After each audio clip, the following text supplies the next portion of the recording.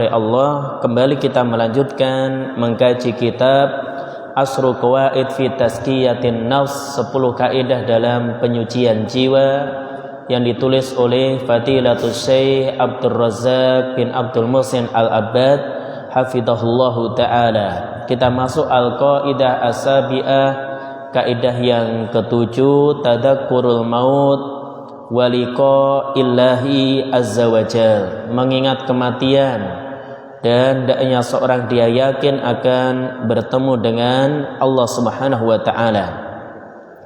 Qala ta'ala, Allah Subhanahu wa taala berfirman, ya ayyuhalladzina amanu taqullaha wal tanzur nafsum ma qaddamat lighad. Wahai orang-orang yang beriman, hendaknya kalian bertakwa kepada Allah, dan hendaknya setiap orang, setiap jiwa dia melihat ma qaddamat lighad, apa yang dia amalkan, apa yang dia kerjakan, lighad yaitu untuk kehidupan berikutnya, untuk kehidupan yang akan datang, yaitu hari kiamat. Maka di dalam ayat ini Allah Subhanahu wa taala ingatkan kepada orang-orang mukmin supaya dia bertakwa kepada Allah Subhanahu wa taala. Maka ada isyarat di antara bekal yang terbaik untuk kehidupan berikutnya adalah dengan bertakwa kepada Allah. Sehingga Allah katakan, ya ayyuhalladzina amanuttaqullaha, wahai orang-orang yang beriman, hendaknya kalian bertakwa kepada Allah, wal tandur nafsum ma qaddamat lighad, dan hendaknya seorang dia melihat apa yang dia persiapkan untuk kehidupan yang akan datang. Maka semakin seorang dia taat kepada Allah, berarti tentu dia telah mempersiapkan bekal yang baik untuk kehidupan yang akan datang. Sehingga sering kita dengar firman Allah Subhanahu wa taala, wa tazawwadu fa inna khairaz zadi taqwa, hendaknya kalian berbekal dan bekal yang terbaik adalah ketakwaan. Kemudian Rasulullah sallallahu alaihi wasallam dalam hadis yang dikeluarkan oleh Ibnu Majah dan dihasankan oleh Syekh Albani dalam Irwaul Ghalil, Nabi katakan, aktsiru dzikra hadimil laddat, hendaknya kalian memperbanyak mengingat pemutus kelezatan, yakni al-maut. Yang dimaksud dengan hadimil laddat adalah kematian. Maka di dalam hadis ini Nabi ingatkan kita untuk memperbanyak mengingat kematian, karena dengan mengingat kematian hati seorang menjadi lunak, hati seorang menjadi lembut. Dia ingat kepada akhirat, bahwasanya kehidupan kita di dunia ya tidak selama-lamanya, tapi ada batasnya, ada akhirnya. Kalau orang dia lalai dari mengingat kematian, seolah-olah hidup di dunia selama-lamanya, tentu potensi untuk lalai dari beribadah, potensi untuk lalai dari kenapa Allah menciptakan dia itu besar. Sehingga Nabi ingatkan, hendaknya seorang dia ingat yang namanya kematian. Jadi supaya dia persiapkan bekal untuk menghadapi hari yang akan datang setelah kematian. Dan kalau sudah seorang meninggal dunia, enggak ada lagi kesempatan baginya untuk memperbanyak amal, enggak ada lagi kesempatan baginya untuk menambah amalan yang dia tinggalkan. Oleh karena itu kata Ali bin Abi Thalib radhiyallahu taala anhu, beliau katakan, irtabatid dunya wa irtahalatid dunya mudbiratan, dunia meninggalkan kita, wartahalatil akhiratu muqbilatan, adapun akhirat dia ada di hadapan kita. Walikullin minhuma banun, ya, setiap dunia, setiap akhirat itu punya banun, punya anak-anak, punya orang yang obsesinya besar untuk mendapatkannya. Maka kata Ali, fakunu min abna'il akhirah, jadilah kalian anak-anak akhirat. Jadilah kalian orang yang tujuan utamanya, obsesinya adalah akhirat. Wala takunu min abna'id dunya, dan janganlah kalian menjadi anak-anak dunia. Fa innal yauma amalun wala hisab. Ya, sekarang ini waktu beramal, enggak ada hisab, enggak ada perhitungan dari Allah Subhanahu wa taala. Wa godan, adapun esok ketika orang sudah meninggal dunia, yang ada adalah hisabun wala amal. Perhitungan dari Allah, enggak ada lagi waktu untuk beramal. Maka jamaah yang dirahmati oleh Allah, selama Allah berikan kesempatan bagi kita untuk hidup di dunia, dan ini nikmat, umur itu nikmat, waktu itu nikmat yang akan ditanya oleh Allah, maka manfaatkan dengan sebaik-baiknya. Oleh karena itu tidak heran ya Nabi ingatkan untuk mengingat kematian. Kemudian kata Syekh Abdul Razak, al-mautu huwal faslu baina hadhihi dar wa daril qarar. Maka kematian adalah pemutus, dia adalah pemisah baina hadhihi dar, dari kehidupan dunia, wa daril qarar, dan kehidupan akhirat yang kekal. Wal fasilu baina waqtil amal wal jaza alaihi, yang membedakan antara waktu beramal wal jaza alaihi, dan balasan dari amal tersebut. Wa huwal haddul fariqu baina taqdimiz zat wa mulaqati jazaihi, dan ini merupakan batas yang membedakan antara taqdimiz zat, seorang dia berusaha mengambil bekal yang banyak, wa mulaqati jazai, demikian juga dia akan mendapatkan balasannya. Fala majala ba'dahu, maka tidak ada kesempatan setelahnya li taubah wal istighfar, untuk bertaubat dan istighfar, minas sayyiat, dari berbagai keburukan. Jadi kalau orang dia sudah mati, maka la majala ba'dahu, enggak ada kesempatan setelahnya. Saya akan taubat, saya akan istighfar. Wala majala ba'dahu lil istighfar minal hasanat. Bahkan kalau orang sudah mati, sudah meninggal dunia, enggak ada kesempatan lil istighfar minal hasanat, memperbanyak berbagai amal kebaikan. Jadi enggak ada kesempatan lagi. Oleh karena itu Allah Subhanahu wa taala berfirman, "Walaisatit taubatu lilladzina ya'maluna sayyi'at hatta idza hadara ahadahumul maut qala inni tubtul an."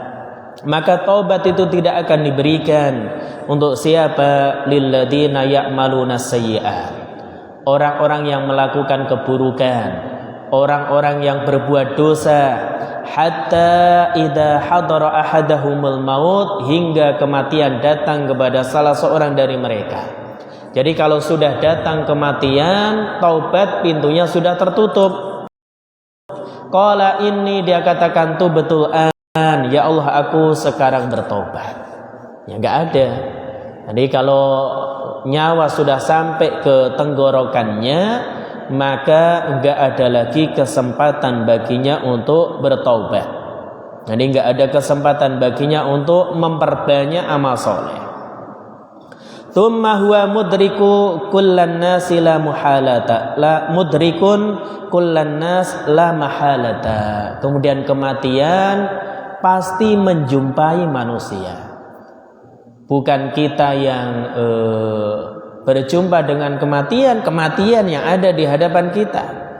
Wa mulaqihim bila raib, maka kematian akan menjumpai seorang tanpa ada keraguan. Maka Allah katakan, "Qul innal mautal ladzi tafirruna minhu fa innahu mulaqikum." Katakanlah, kematian yang kalian lari darinya, fa innahu mulaqikum, maka dia akan menjumpai kalian. Coba bayangkan, kita lari dari musuh, dari kematian, ternyata musuh ada di hadapan kita.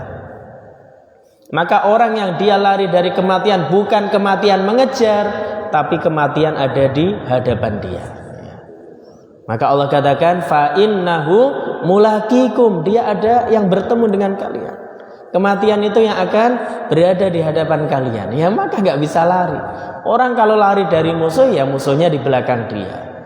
Wong ini lari dari sesuatu yang pasti ada di hadapannya, ya tentu nggak bisa lari kemana-mana. Sehingga Allah gunakan redaksi Qul innal mautal ladzi tafirruna minhu, katakanlah kematian yang kalian lari darinya bukan kematian ngejar, tapi apa? Fa innahu mulaqiku. Kematian ada di hadapan kita. Jadi kematian yang ada di hadapan kita, dia yang akan menemui kita. Bukan ngejar kita dari belakang, tapi ada di hadapan kita.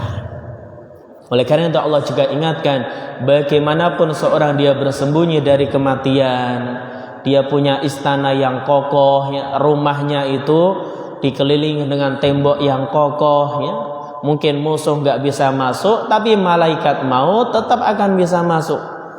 Maka Allah ingatkan, ainama takunu, dimanapun kalian berada, yudrikumul maut, maka kematian akan menjumpai kalian. Walau kuntum fi burujim musayyadah, meskipun engkau bersembunyi di tembok atau di benteng yang sangat kokoh. Maka bagaimanapun atau dimanapun orang berada, pasti kematian akan menjumpainya.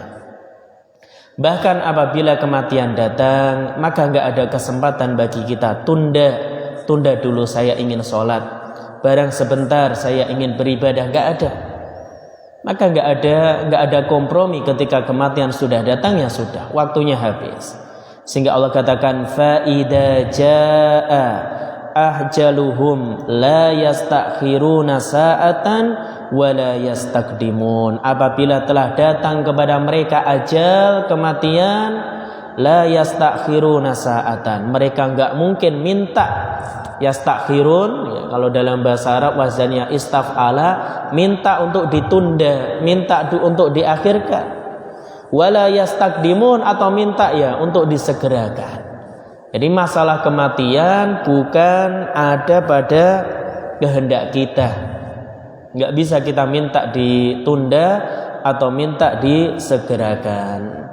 Kemudian kata beliau, fakam min insanin kharaja min baitihi yaqudu sayyaratahu faraja'ah mahmulan alal akfan. Betapa banyak orang yang keluar dari rumahnya, yaqudu sayyaratahu, dia bawa mobilnya, dia nyopiri mobilnya, faraja'a, kemudian dia kembali mahmulan alal akfan, ternyata sudah dikafani.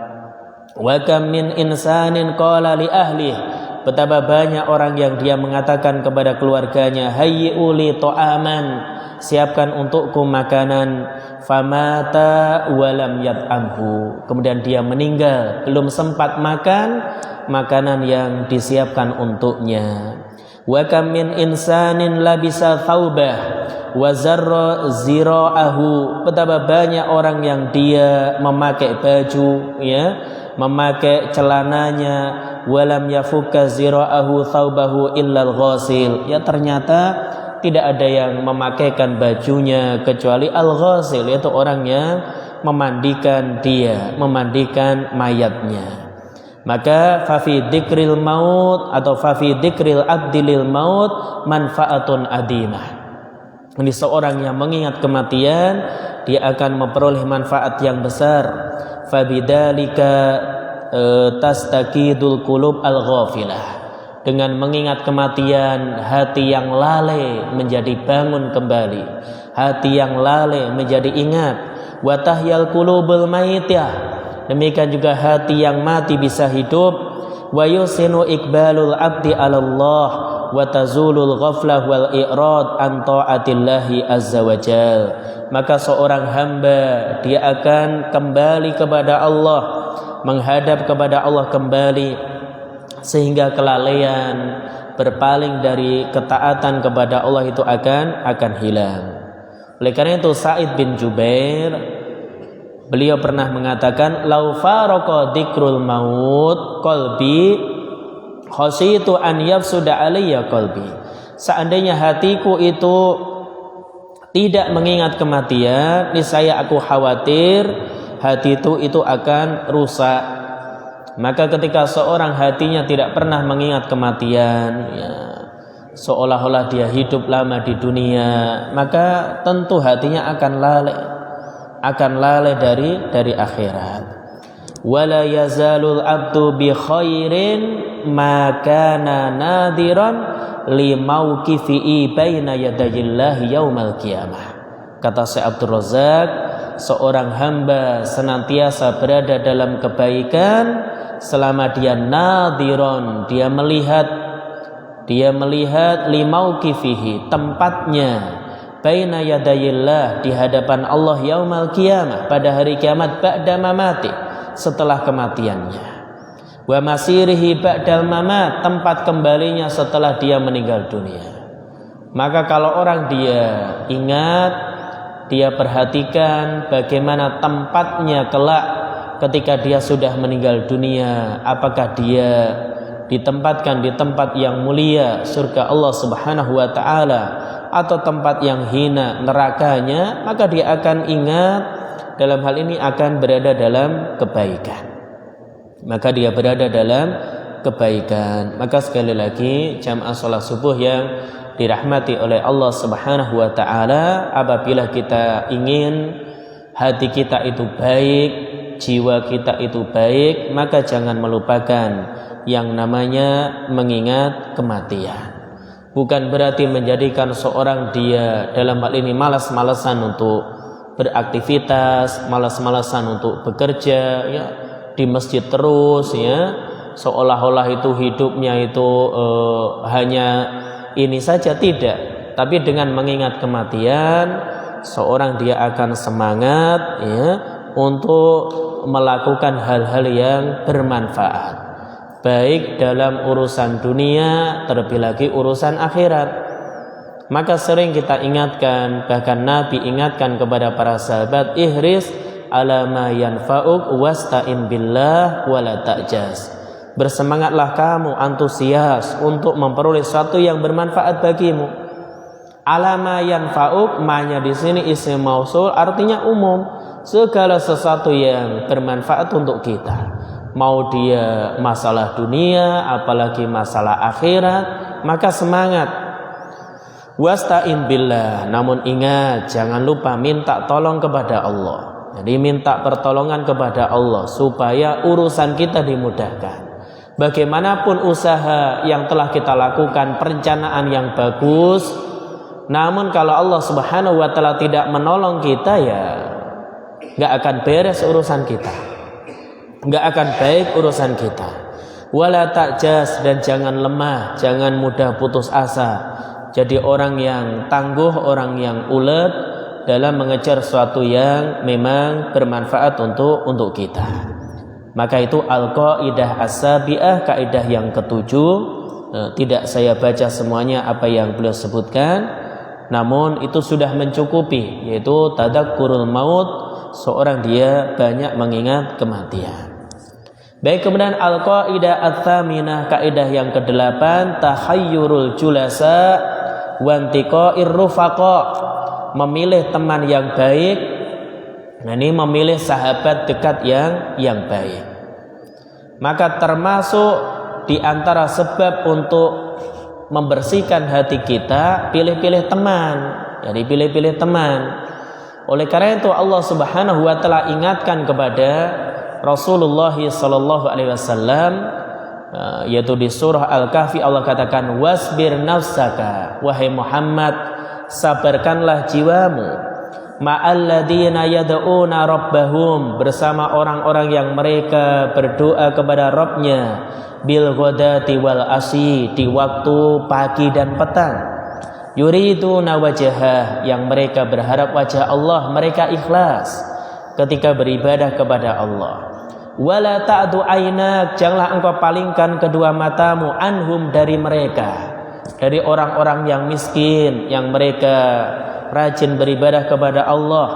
Turidu zinatal hayatid dunya, yani engkau lebih memilih orang-orang yang kaya, mereka menghendaki perhiasan dunia.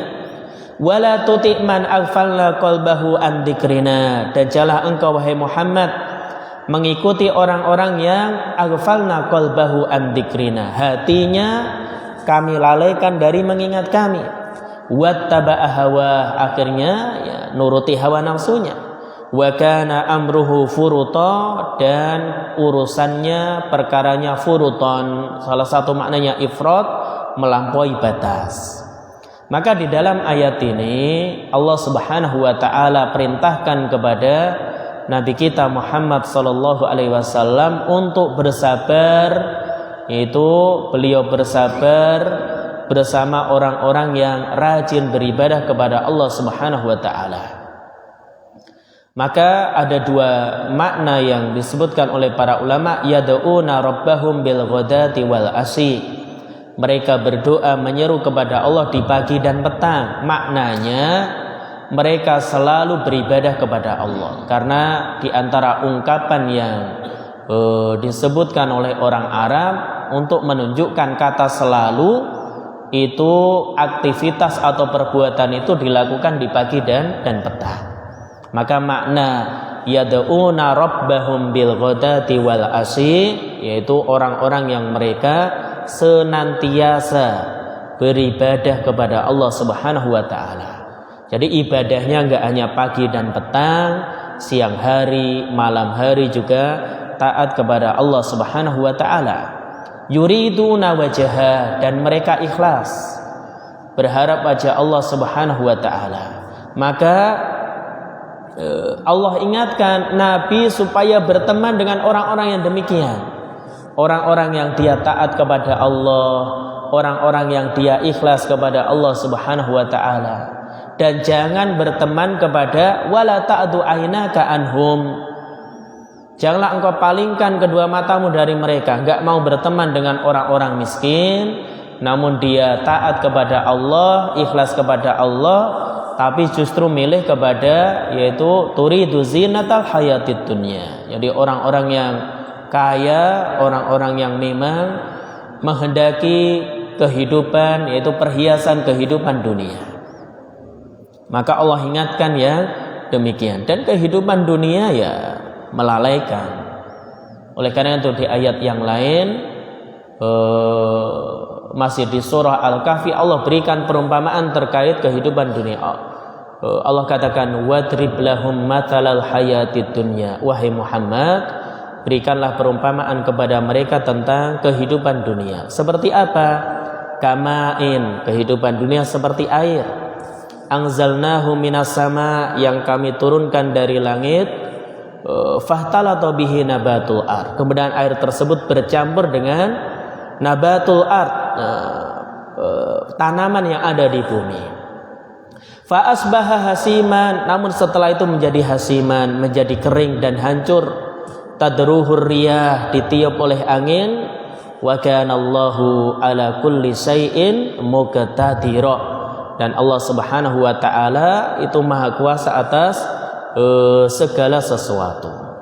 Maka di dalam ayat ini Allah perintahkan kepada Rasulullah, dan surah Al-Kahfi itu makiyah, artinya diturunkan kepada Nabi sebelum beliau hijrah ke Madinah. Wadrib lahum, maka hum di sini baik itu orang-orang kafir, orang-orang musyrik Quraisy ataupun orang-orang mukmin. Wahai Muhammad, berikanlah perumpamaan kepada mereka, kepada semua manusia tentang kehidupan dunia. Seperti apa? Kamain, seperti air. Oleh karena itu ada dua penafsiran di kalangan para ulama terkait dengan perumpamaan atau permisalan yang Allah buat dalam ayat ini di surah Al-Kahfi. Pendapat yang pertama, bahwasanya Allah memberikan perumpamaan kehidupan dunia seperti air. Sehingga kata Allah, wadrib lahum mathalal hayatid dunya kamain. Wahai Muhammad, berikanlah perumpamaan kepada mereka kehidupan dunia itu seperti seperti air. Dan ini pendapat Al-Qurtubi rahimahullah. Kenapa kehidupan dunia disamakan dengan air? Ada 4 persamaan paling tidak. Yang pertama, bahwasanya air itu tidak tetap. Air itu bisa berubah, ya, kena panas, bisa menguap, ya. Demikian juga kehidupan dunia tidak tetap. Jadi air itu tidak tetap, kehidupan dunia juga tidak tetap. Orang ya terkadang dia sedih, terkadang bahagia, terkadang taat, terkadang maksiat, ya. Ada ya macam-macam lah. Terkadang seorang dia dimudahkan urusannya, terkadang menghadapi berbagai kesulitan. Maka sebagaimana air yang dia tidak tetap dalam satu kondisi, demikian juga kehidupan dunia. Yang kedua, air itu bisa habis, bisa kering. Yang ada di permukaan tanah bisa habis. Demikian juga kehidupan dunia ada batasnya. Maka orang ya dia dilahirkan oleh ibunya ya, kemudian tumbuh besar, kemudian sekarang ya nanti juga akan meninggal dunia. Demikian juga air. Air itu juga akan kering, akan habis. Yang ada di mungkin ada di dalam tanah, tapi yang di permukaan bisa kering, bisa habis. Manusia juga sama. Jadi manusia itu ada batas waktunya, sehingga Nabi ingatkan a'maru ummati ma baina sittin ila sab'in. Jadi umur umatku itu ya antara 60 sampai 70 tahun. Wa aqalluhum man yajuzu dzalik, sedikit yang lebih daripada itu. Maka kita lihat umur kita sekarang berapa, sisanya kira-kira berapa. Meskipun sekali lagi enggak ada orang yang tahu kapan kematian itu datang. Ada yang umurnya kurang dari 60 ya. Tapi kalau sudah 60 sampai 70 ya siap-siap ya, seorang dia siap-siap. Kemudian persamaan yang ketiga, kalau orang dia bermain air ya basah. Kalau orang dia bermain air basah, bahkan kalau dia nyemplung ke air bisa tenggelam. Demikian juga orang yang dia dalam kehidupan dunia, kalau dia nyemplung ke dalam dunia terlalu dalam ya bisa tenggelam, pasti basah. Jadi kalau orangnya pasti demikian. Manusia nggak ada yang nggak butuh dunia. Ya, dunia ini tempat persinggahan kita menuju akhirat. Namun diingatkan sebagaimana orang dia bermain air bisa basah, ya mungkin asik bermain air tapi lama kelamaan ya bisa lalai dan seterusnya. Sama dalam kehidupan dunia juga demikian. Pasti orang basah dengan dunia, tinggal seberapa besar basahnya dengan dunia. Kemudian yang keempat, air yang bermanfaat itu sesuai kadarnya. Jadi air yang bermanfaat untuk manusia apabila itu sesuai dengan ukurannya. Kalau hujan sangat deras kemudian malah mendatangkan banjir, bukan manfaat yang didapat.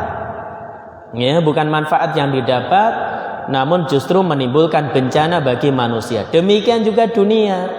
Dunia yang bermanfaat untuk kita sekadarnya, sesuai dengan kebutuhan kita. Adapun lebih daripada itu ya tentu nanti akan ditanya oleh Allah Subhanahu wa taala. Maka sudah sering kita sampaikan bahwasanya pertanyaan masalah harta itu enggak hanya satu tapi dua. Min aina kasabahu wa fima anfaqah, dari mana seorang dapatkan dan kemana dia belanjakan. Maka inilah kenapa Allah umpamakan kehidupan dunia dengan air. Dan ini pendapat Al-Qurtubi. Pendapat yang kedua, perumpamaan di sini bukan dengan air tapi dengan tumbuhan.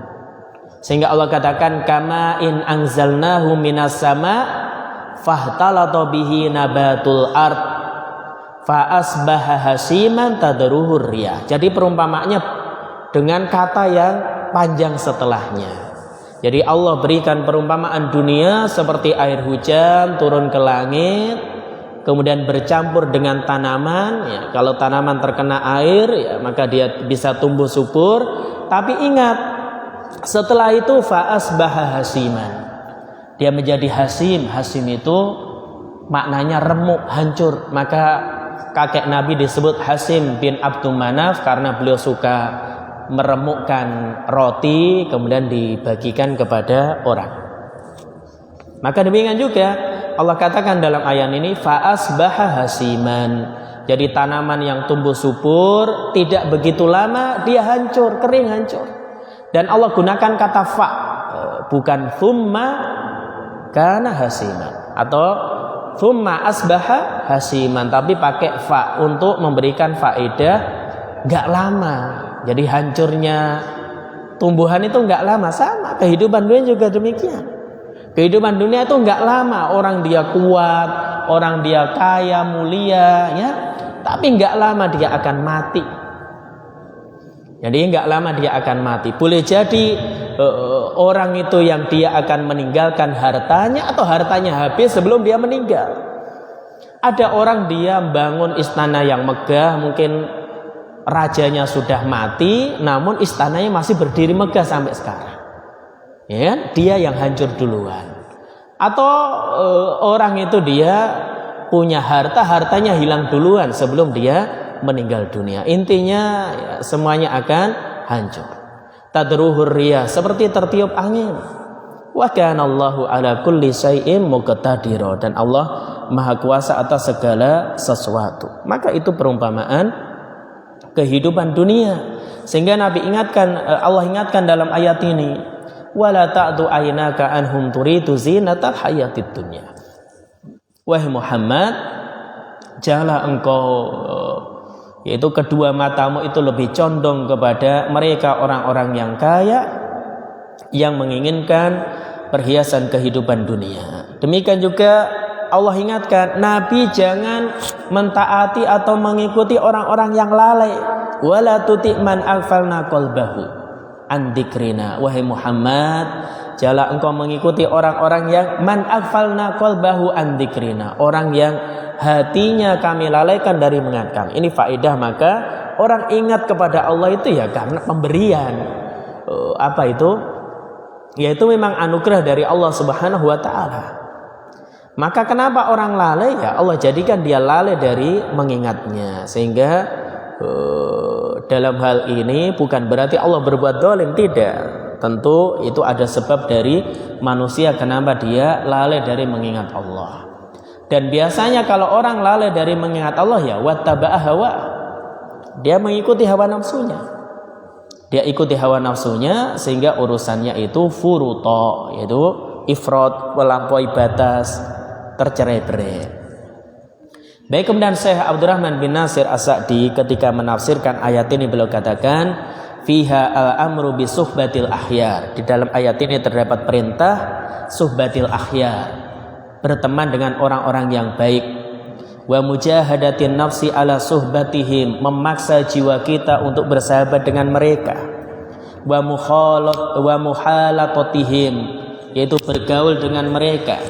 Wa in kanu fuqara, meskipun mereka orang-orang yang miskin. Kenapa? Fa inna fi suhbatihim minal fawaid ma la yuhsa. Karena dengan berteman dengan mereka, orang-orang yang mereka teman-teman yang baik, yakni teman-teman yang beribadah kepada Allah, demikian juga mereka ikhlas, maka ini memiliki faedah yang banyak. Baik, kemudian dalil yang lain yang beliau bawakan adalah sabda Nabi sallallahu alaihi wasallam yang dikeluarkan Abu Dawud dalam sunannya dan dihasankan oleh Syekh Albani dalam As-Silsilah As-Shahihah. Nabi katakan, ar-rajulu ala dini khalilih. Seseorang itu berada di atas agama temannya.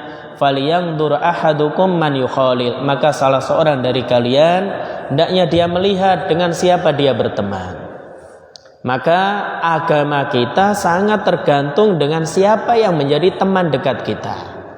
Sehingga Nabi ingatkan, jadi falyanzur ahadukum man yukhalil, hendaknya seorang dia melihat dengan siapa berteman. Pilih temanlah supaya agama kita tetap baik, agama kita selamat, maka pilih-pilih teman. Betapa banyak anak itu rusak ya karena orang tuanya tidak perhatian dengan siapa anaknya berteman. Sudah dididik capek-capek di rumah, jadi anak manis, anak yang baik di rumah, ya ternyata apa? Di luar lingkungan belajarnya tidak baik, teman-temannya juga nggak baik. Ya, capek orang tuanya. Maka memilihkan teman yang baik ya, untuk istri kita, ya, untuk anak kita itu penting. Jadi pilihkan teman-teman yang baik karena ini mempengaruhi agama. Oleh karena itu kata Abu Sulaiman Al-Khattabi rahimahullah, sabda Nabi, al-mar'u ala dini khalilih maknahu, seseorang berada di atas agama temannya maknanya adalah la tukhalil, illa man radita dinahu wa amanatahu. Janganlah engkau mengambil teman kecuali orang yang engkau ridhoi agama dan amanahnya. Jadi kecuali orang yang bagus agamanya dan dia orang yang amanah. Fa innaka idza khalalta qadaka ila dinihi wa madhhabih. Karena apabila engkau berteman dengannya, maka dia akan qadaka ila dini. Dia akan mengajak kepada agamanya, yaitu agamanya yang baik tadi. Demikian juga wa madhhabihi, dan kecondongan dia. Maka kenapa kita harus memilih teman yang agamanya baik, yang amanah? Karena pasti teman itu akan nyerek mempengaruhi kita demikian. Wala tugharrir bidinik, jangan sampai dia melalaikan agamamu. Wala tukhatir binafsik fatukhalil man laisa mardiyan fi dinih wa madhabih. Maka jangan sampai engkau mencelakakan dirimu dengan mengambil teman orang yang agama dan agamanya tidak engkau ridhoi, agamanya bermasalah, orang yang enggak baik. Maka ini bahaya. Kemudian Abdullah bin Mas'ud beliau mengatakan, "I'tabirun nas bi ahdanihim fa innal mar'a la yukhadinu illa man yu'jibuh." Maka nilailah seseorang dengan teman mereka, karena seseorang itu la yukhadin, dia tidak akan mengambil teladan, mengambil teman illa man yu'jibuh, kecuali orang yang menakjubkannya, orang yang dia sukai. Maka sekali lagi, teman yang baik itu sangat penting untuk kita. Dan betapa besar pengaruh teman terhadap kita. Masalah omongan, cara pandang, itu sangat dipengaruhi oleh teman-teman kita. Buktinya apa? Terkadang seorang dia belajar meskipun sudah tua, ya apa ya? Ya temannya itu pengaruhnya besar. Pengaruh guru-guru kita sangat besar kepada kita. Jadi pengaruh guru-guru kita sangat besar kepada kita. Oleh karena itu Nabi umpamakan teman yang baik dan teman yang enggak itu seperti hamilul mis dan nafikhil kir. Kata Nabi, mathalul jalisi salih wasu kahamilil miski wa nafikhil kir. Perumpamaan teman yang baik dan teman yang buruk seperti orang yang dekat dengan hamilul mis, yaitu orang yang membawa minyak wangi, wa nafikhil kir, dan pandai besi. Bukan berarti ini menunjukkan profesi pandai besi buruk, bukan, tapi ini hanya permisalan yang Nabi buat untuk mendekatkan pemahaman. Fahamilul mis, kalau orang itu temannya penjual minyak wangi, imma an yuhdiyaka, boleh jadi dia berikan hadiah minyak wangi kepada kita, wa imma an tabta'a minhu, atau kita beli minyak wangi darinya, wa imma an tajida minhu rihan thayyibah, atau kemungkinan yang ketiga ya minimal kita dapat harumnya lah.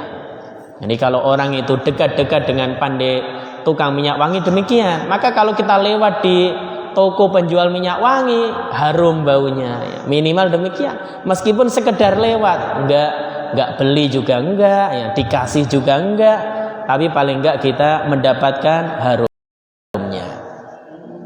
Kemudian wa nafikhul kir, adapun orang yang suka yaitu pandai besi profesinya, imma an yuhriqa thiyaba, boleh jadi percikan apinya akan bakar bajumu.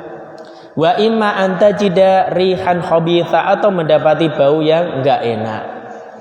Ya, mendapati bau yang enggak enak. Ini kalau orang temannya buruk, padahal kita enggak ikut-ikutan. Ya. Kita enggak ikut-ikutan, enggak ikut makan apanya kalau peribahasa orang enggak ikut makan nangka ya. Nangkanya kita kena pulutnya, ya kan? Ya ini bahaya orang demikian. Kenapa? Ya temannya buruk, ya sudah, samalah kamu sama teman-teman. Padahal kita enggak ikut-ikutan. Ya. Kita enggak ikut-ikutan, tapi dinilai sama oleh orang lain. Bahasanya kita itu seperti itu.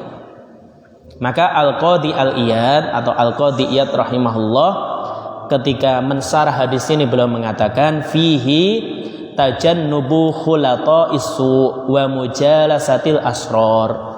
Di dalam hadis ini terdapat faedah hendaknya seorang menjauhi teman yang buruk, teman yang jelek, wa ahlil bidah wal muktabina linnas. Demikian juga orang-orang yang beribadah tidak sesuai tuntunan Nabi, ya, ngajak manusia ke sana, li'anna jami'a haula yanfudu atharahum ila jalisihim, karena mereka itu pasti akan mempengaruhi teman-teman dekat mereka.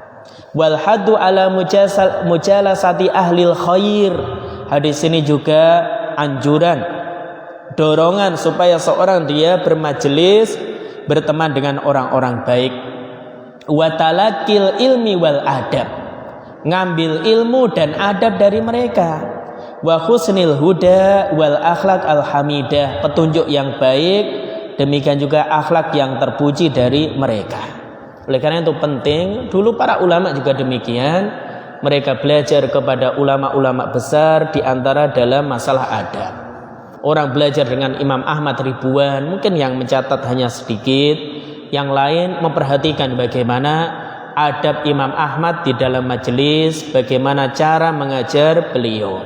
Jadi seorang ketika talaqil ilm, mengambil ilmu, mengambil adab, maka terhadap guru yang baik, guru yang memang ya memiliki akhlak yang kita ketahui dia akhlaknya baik, meskipun sekali lagi nggak ada yang sempurna, pasti punya kekurangan, punya kesalahan, punya aib pasti. Namun paling tidak ya secara global, secara umum ini orang yang baik, orang yang kompeten di bidangnya. Ketika menyampaikan sesuatu, ya ilmunya ini bisa diambil, adabnya juga bisa diambil.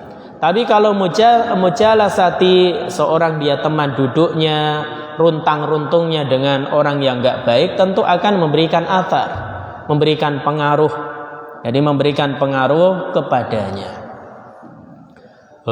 Oleh karena itu memang idealnya seorang guru atau ya mungkin seorang pengajar itu demikian, ilmunya mumpuni, ilmunya baik, demikian juga akhlaknya juga baik.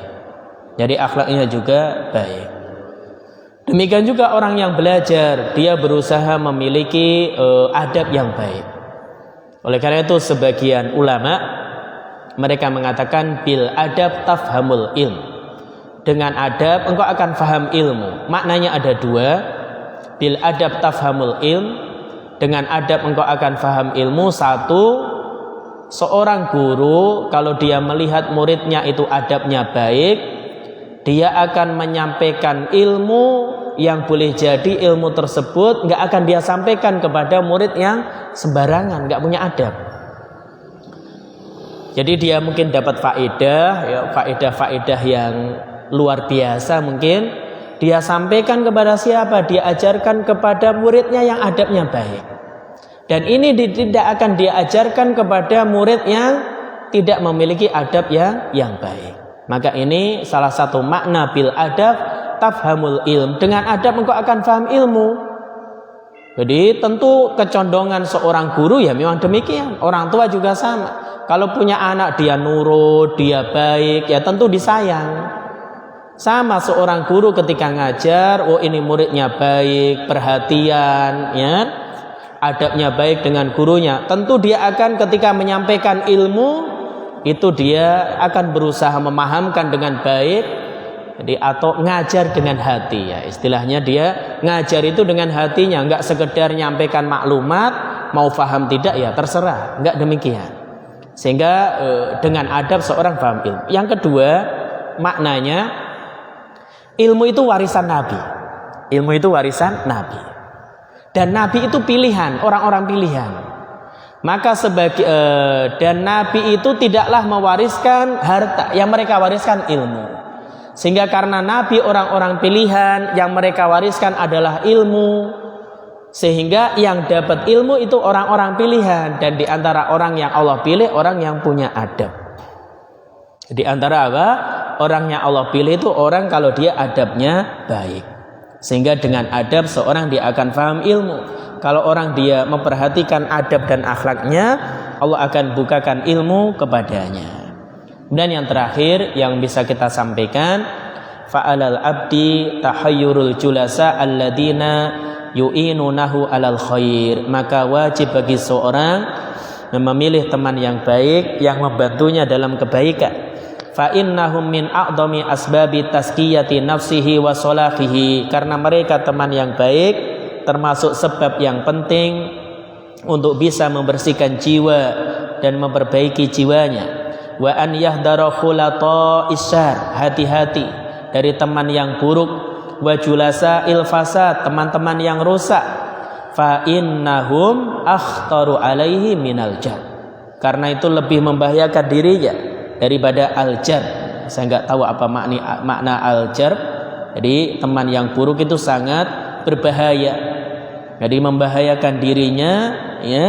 Ini tidak akan mendapatkan kebaikan, tapi dia akan mendatangkan sesuatu yang berbahaya.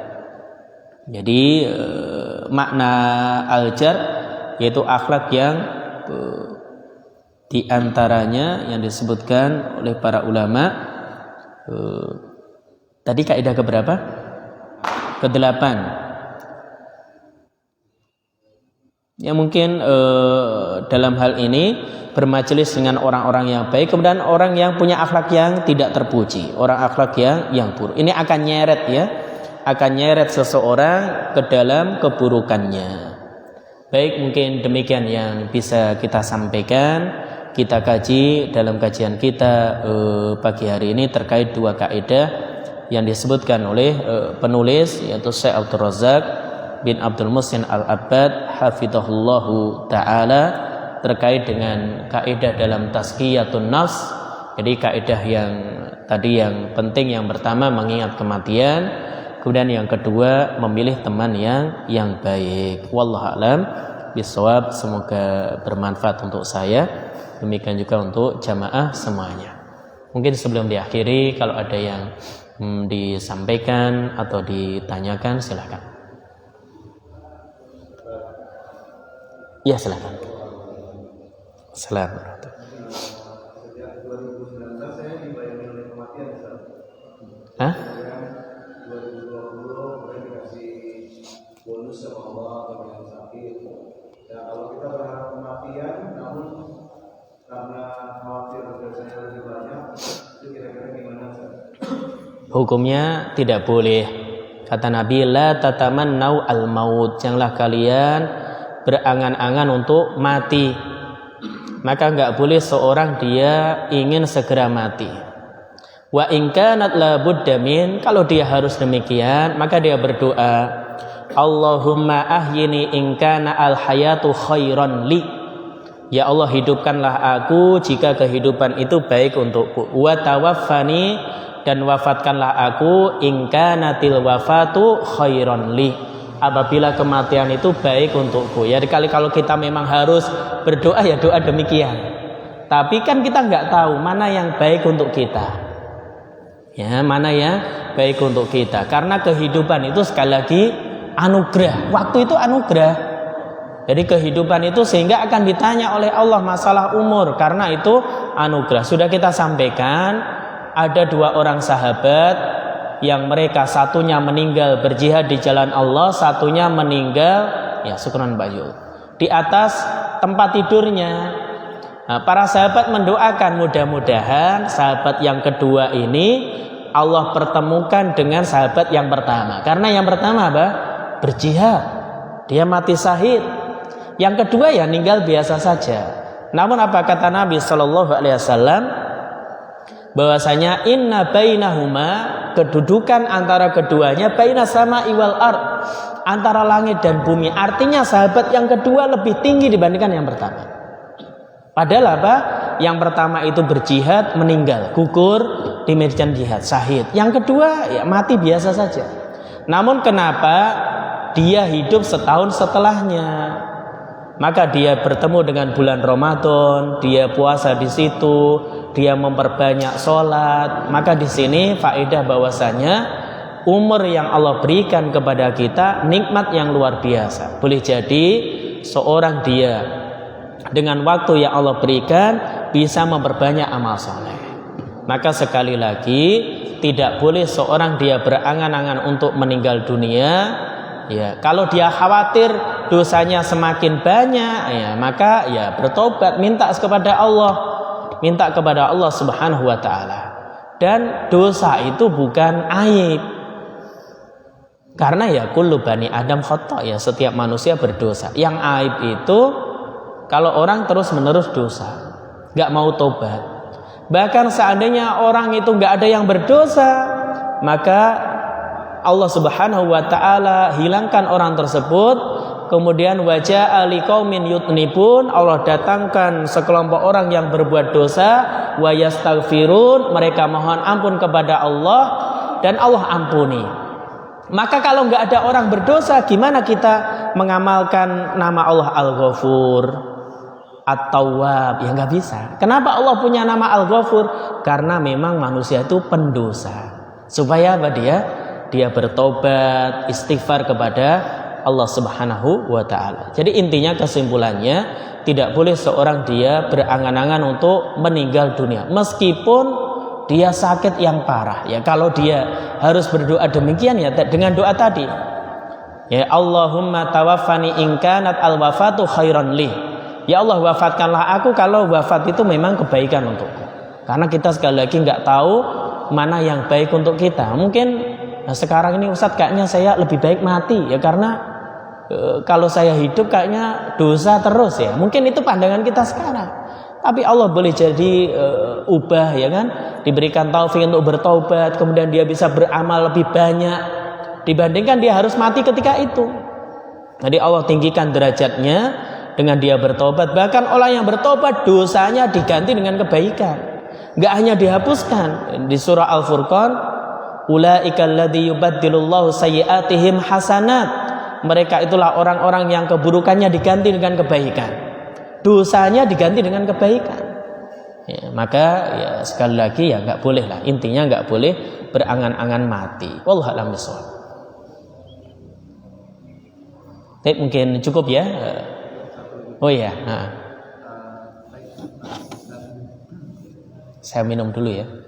Ini saya agak pilek. Ya silakan Bapak. Pertanyaan saya itu, hati itu sebenarnya apa? Hati. Ya, karena Imam Ghazali mengumpamakan, saya berpikir, kayaknya hati manusia itu adalah nurnya manusia. Iya.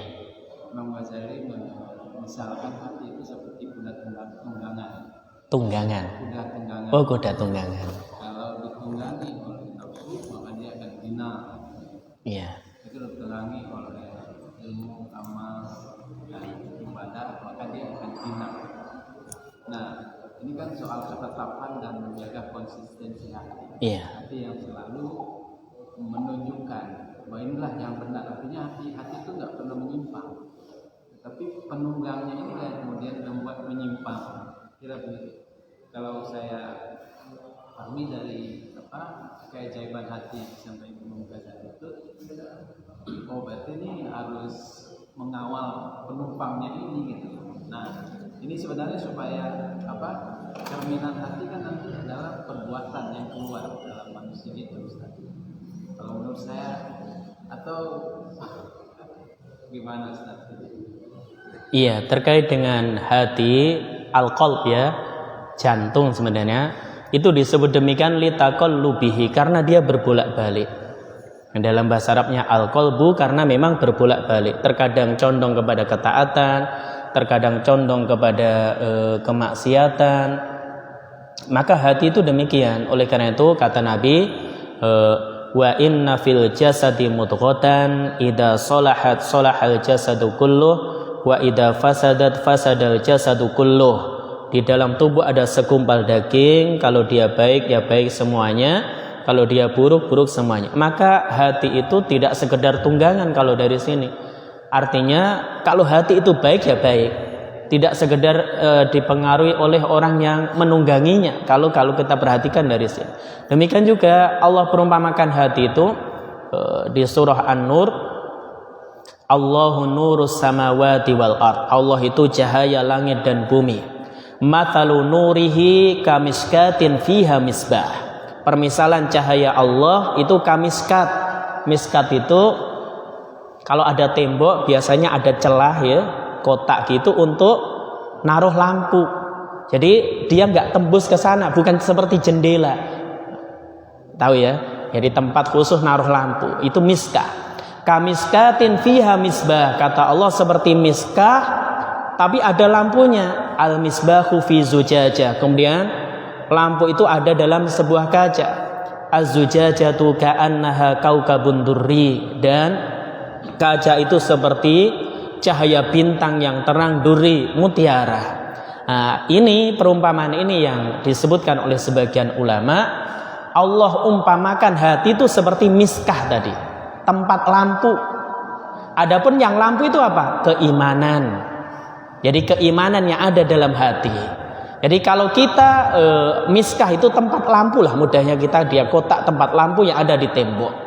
Maka semakin miskah ini akan terang kalau ada lampu tadi terang. Jadi lampunya terang. Jadi al-miskatu fiha misbah, di dalam miskah, di dalam hati itu ada misbah, ada lampu.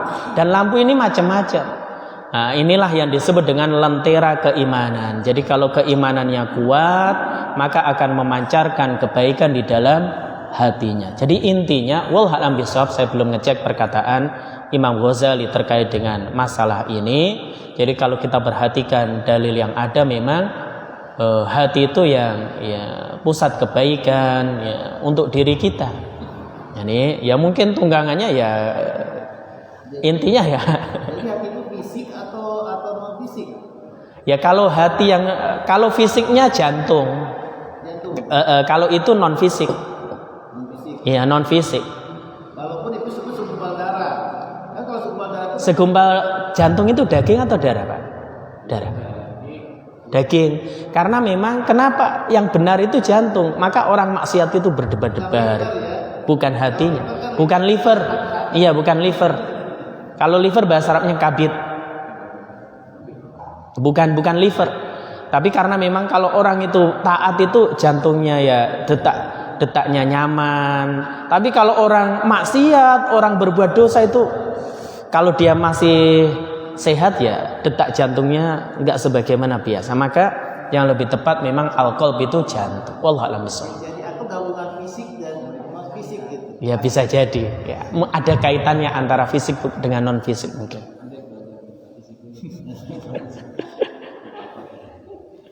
Mungkin demikian ya yang bisa saya sampaikan. Nanti tanyakan ke Ustaz yang lain lah terkait. Saya kan memang enggak ngecek perkataan Imam Ghazali rahimahullahu taala. Baik, kita akhiri kajian kita pagi hari ini dengan doa kafaratul majelis. Subhanakallahumma bihamdika asyhadu an la ilaha illa astaghfiruka wa atubu ilaik. Wa akhiru da'wana anil hamdulillahi rabbil alamin. Wassalamualaikum warahmatullahi wabarakatuh.